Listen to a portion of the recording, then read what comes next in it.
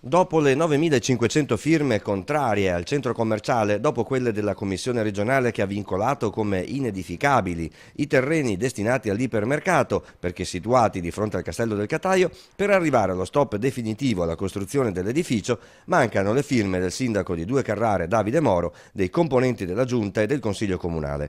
Sono passate più di 2 settimane e la società Deda, che doveva costruire il centro acquisti, ha annunciato ricorso al TAR.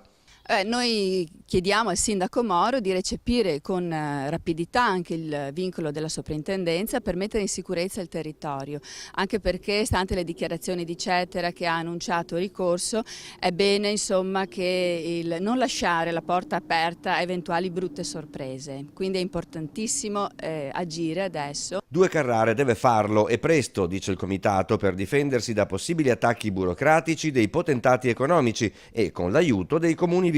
Così si mette in sicurezza finalmente il territorio.